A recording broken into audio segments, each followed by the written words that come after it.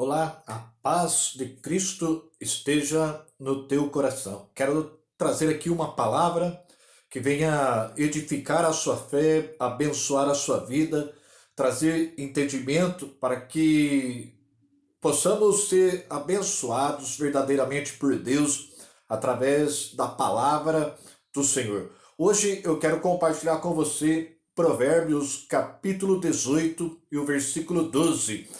O versículo diz o seguinte: Antes de ser quebrantado, eleva-se o coração do homem, e diante da honra vai a humildade. Hoje eu quero trazer esta palavra para que nós possamos compreender como é importante nós termos o cuidado, a cautela de não nos tornarmos independentes de Deus. Essa é uma tendência que está impregnada na nossa natureza, a tendência de se tornar independente do nosso Criador. Quando nós olhamos o Antigo Testamento, nós vamos enxergar ali uma história que gira em torno de um povo escolhido chamado Israel. E a conclusão que nós podemos chegar diante dos 39 livros do Antigo Testamento é que esse povo escolhido, quando eles eram dependentes de Deus, eles se tornavam um povo conquistador, um povo que avançava rumo ao propósito que Deus tinha estabelecido para eles.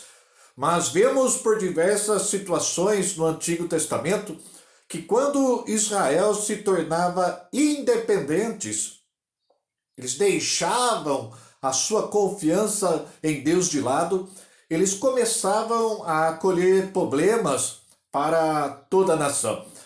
Jeremias capítulo 2, versículo 13, Deus diz ali através do profeta: O meu povo fez tuas maldades, a mim me deixaram o manancial de águas vivas e cavaram para si cisternas rotas que não podem reter as águas.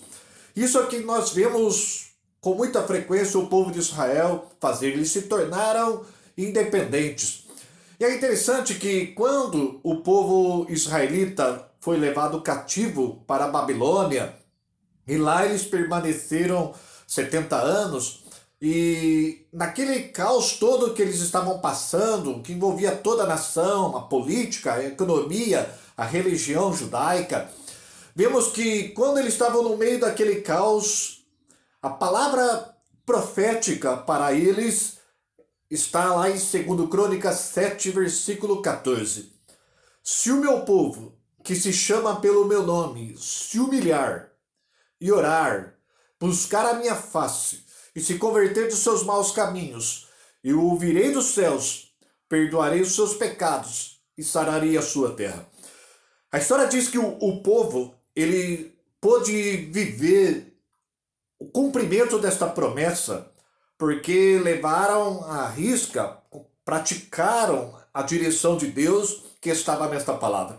E é interessante que o primeiro quesito que é pedido a Deus aí nesta palavra de 2 Crônicas 7,14 diz: se o meu povo, que se chama pelo meu nome, se humilhar, se render, se prostrar, voltar a ser dependente. Vemos que essa foi a primeira direção de Deus para o povo israelita, para que eles pudessem ter a sua terra sarada. O povo precisava se humilhar. Quando nós trazemos para a nossa vida, não somente Israel, mas eu e você, nós temos na nossa natureza essa tendência de nos tornarmos independentes. A tendência de querer agir como nós pensamos, conforme o nosso próprio entendimento, conforme a nossa própria sabedoria. E se eu e você queremos viver os propósitos de Deus, ter a nossa terra sarada, ser honrado por Deus, conforme os planos que Ele tem para a nossa vida, a humildade perante o Senhor, ela vem adiante da honra. Quando eu e você nos humilhamos perante o Senhor, Ele nos exalta, Palavra de Tiago, capítulo 4, versículo 10. Hoje eu fiquei pensativo nessa questão. Eu e você precisamos nos humilhar perante o Senhor. Quando nós nos aprofundamos na palavra de Deus, nessa questão de humildade perante Deus, se humilhar perante o Senhor, nós vemos ali algumas atitudes que vai ser requerida de mim e de você. Quando nós lemos, por exemplo, o Evangelho de Marcos, capítulo 5, a partir ali do versículo 24, ali você vai ver ali a história de Jairo. Jairo, ele era um homem, um principal da sinagoga, uma pessoa importante da religião judaica da época. Este homem estava com um problema muito grave na sua casa. A sua filha estava muito enferma, beirando a morte. E Jairo viu que Jesus era uma solução. E sabendo que Jesus estava passando ali pela sua região, ele vai até Jesus e em público ele se prostra diante do mestre, pedindo para que o mestre vá até a sua casa para orar pela sua filha e ela ser curada daquela enfermidade. A história diz que eles foram, uma multidão seguia Jesus e Jairo. Mas quando ele se aproximava da sua casa, veio os mensageiros com a notícia que a sua filha já havia morrido. A história se conclui num grande milagre. Jesus, ele vai até a casa de Jairo, ele ressuscita a filha de Jairo, de modo que o seu nome se torna muito afamado ali em toda aquela terra. Vemos que Jairo, ele pôde viver o milagre, ele pôde ter a sua terra sarada, porque ele se humilhou perante Jesus. Para que nós possamos entender essa questão, se você ler o Evangelho de João, você vai perceber ali que Jesus, ele havia curado um cego de nascença. E os líderes religiosos começaram a encurralar as pessoas por causa daquela cura, chamando os pais daquele moço que havia sido curado. E questionaram os pais dele, dizendo: o que vocês têm a dizer a respeito do seu filho, dessa cura? E os pais disseram assim para os líderes religiosos: olha, sabemos que ele é o nosso filho e que nasceu cego. Como ele está vendo, perguntem a ele, porque ele tem idade para responder. O Evangelho de João 9:22 diz que os pais daquele moço respondeu desta forma porque estavam com medo de serem expulsos da sinagoga. Percebe-se então o que estava acontecendo naquela época de Jesus. Todo aquele que se tornasse um seguidor ou professasse ali uma simpatia pelo ministério de Jesus estavam sendo rejeitados, expulsos da sinagoga. Agora pense comigo aqui um detalhe. Jairo, um principal da sinagoga, vem em público e se prostra diante de Jesus pelo seu milagre. A atitude de se humilhar perante o Senhor trouxe a recompensa, trouxe a honra sobre a vida de Jairo. O que eu aprendo aqui é que se humilhar perante o Senhor é eu me despojar do eu. Me despojar de todo status social, todo status religioso, é eu reconhecer a minha dependência de Deus. Algo interessante, paralelo a este assunto, nós podemos encontrar no Evangelho de João, capítulo 12. Jesus havia ressuscitado Lázaro, e por causa disso, muitas pessoas começaram a crer em Jesus. E no capítulo 12, versículo 43, nos diz que até mesmo muitos líderes principais da religião creram em Jesus, mas não se manifestavam por medo dos fariseus, porque amavam mais a glória dos homens do que a glória de Deus. Ou seja, eles não se despojaram do eu, não se despojaram do status religioso, e por isso não reconheceram a sua dependência e não puderam viver a maior honra que eles podiam receber para a vida deles, porque rejeitaram se humilhar perante Deus e reconhecer publicamente que Jesus era o Messias, Jesus era o enviado de Deus. Então, para mim e para você, se humilhar é eu me despojar de todo status, de toda vanglória, é me despojar de todo sentimento de merecimento perante Deus. Se nós lermos, por exemplo, o Evangelho de Lucas, capítulo 18, nós vamos encontrar ali uma parábola em que Jesus menciona sobre fariseu e o publicano. O fariseu orava com toda aquela vanglória da sua religião em prática, da sua espiritualidade, dizendo, olha, eu oro 2 horas por dia, jejuo 2 vezes por semana e dou graças que não sou como este pobre pecador, apontando para o publicano. Diferente o publicano que não conseguia levantar os seus olhos para os céus e dizia, Senhor, tem misericórdia de mim que sou pobre pecador. E Jesus disse, olha, digo que este desceu justificado para a sua casa e não o fariseu, porque aquele que a si mesmo se exalta será humilhado, e aquele que se humilha será exaltado. Então percebemos que nós nos tornarmos dependentes de Deus vai tirar da nossa vida todo o eu, todo o egocentrismo, toda a vanglória, todo o sentimento de merecimento de alguma coisa. Nós vamos reconhecer de antemão a misericórdia, a graça de Deus sobre a nossa vida. E ainda continuando, se aprofundando sobre se humilhar perante Deus, nós podemos ver na palavra que se humilhar perante o Senhor é eu estar disposto a deixar o meu entendimento de lado para que eu possa viver o entendimento de Deus. Provérbios capítulo 3, versículos 5 ao 7. Confia no Senhor com todo o seu coração e não te estribes no teu próprio entendimento.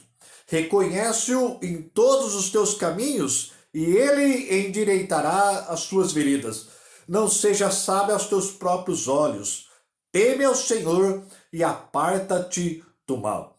Percebemos que eu me humilhar diante de Deus é eu querer viver a direção dele para a nossa vida. Se humilhar perante o Senhor não é eu querer que a Bíblia se enquadre na minha vida, que a Bíblia se enquadre no meu entendimento, é eu abrir o meu coração e eu me enquadrar na palavra de Deus. É eu querer viver o que Deus está me direcionando através da sua palavra. Se eu e você queremos que a nossa terra seja sarada, nós precisamos nos humilhar. Nós precisamos voltar o nosso coração para a palavra e viver a direção da palavra. No Evangelho de Lucas, Jesus havia pregado na sinagoga e tinha profetizado diante daquelas pessoas sobre Isaías 61. O Espírito do Senhor está sobre mim e me ungiu para pregar as boas novas, libertar os cativos, fazer a obra de Deus. E hoje se cumpre diante dos seus olhos essa palavra. E as pessoas ficaram espantadas com aquela palavra e queriam até mesmo encurralar Jesus por aquilo. Mas Jesus começou a explicar melhor sobre você se humilhar, é você estar disposto a obedecer à direção de Deus.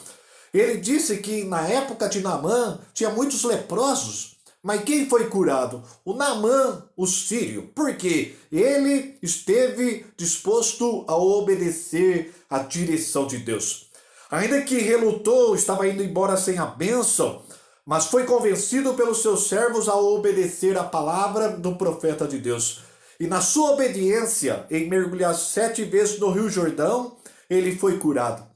Percebemos que Naamã tinha o seu entendimento, ele tinha o seu ponto de vista, ele achava que o profeta ia se colocar em pé e orar na sua enfermidade e ele ia ficar curado. Ele achava que em Damasco tinha rios melhores e ele podia ter mergulhado lá mesmo. Isso é uma falha da nossa parte muitas vezes. Nós queremos que a honra chegue na nossa vida conforme o nosso próprio entendimento. E eu e você precisamos aprender a ser humildes diante do Senhor, a se humilhar perante Deus para que a seu tempo nós sejamos exaltados. Vemos que Naamã deixou o seu entendimento, o seu ponto de vista, o seu modo de achar como Deus deveria fazer e obedeceu a direção que Deus havia dado. Por isso foi exaltado. Que eu e você possamos, nesse momento tão crítico que nós estamos vivendo, possamos refletir para a nossa vida. Nós vivemos um tempo em que o homem está sendo despojado de todo eu, de toda a vanglória. Estamos vivendo um momento crítico, onde não tem rico, não tem pobre, não tem branco, não tem negro, não tem status religioso.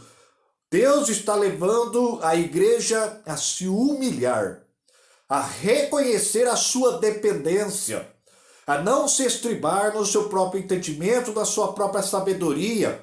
Deus está promovendo uma espiritualidade diferente, aonde nós estamos voltando o nosso coração para a palavra, para viver a palavra, para demonstrar a real dependência que nós temos de Deus.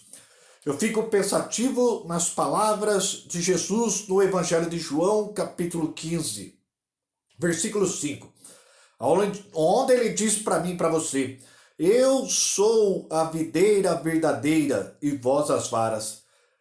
Quem está em mim e eu nele, esse dá muito fruto, porque sem mim nada podeis fazer. Que nós possamos reconhecer a nossa dependência de Deus. Que nós possamos olhar para a palavra e ver que a nossa independência diante de Deus vai nos levar a frustrações, vai nos levar a decisões que vai nos prejudicar grandemente. Mas na nossa dependência, no despojar do eu, no despojar de todo status, no reconhecer a nossa dependência e a disposição de obedecer a Deus, nós teremos grandes vitórias. Nós teremos a nossa terra sarada, abençoada por Deus, no nome de Jesus. Que nós possamos refletir e ser abençoados por Deus através dessa palavra, no nome de Jesus. Que Deus te abençoe, que nós continuemos a nossa busca por tremenda vitória. O Senhor está conosco, guardando a nossa entrada, guardando a nossa saída. Praga alguma chegará à nossa tenda, mas precisamos reconhecer a nossa dependência, se humilhar diante do Senhor e a vitória vai chegar na nossa vida, no nome de Jesus. Pai maravilhoso, no nome de Jesus, eu abençoo, Pai, esta vida que recebe mais esta palavra. Guarda, Pai, a vida dele, guarda a sua família. Nem o mal chegue, Pai, sobre a sua vida, nem sobre a sua casa, acoberta com o teu sangue, Pai, e que não tenha falta de nada. O Senhor é o Deus que nos sustenta, um Deus que provê, Pai, cada dia mais da nossa vida. No nome de Jesus, nós te louvamos e nós te agradecemos.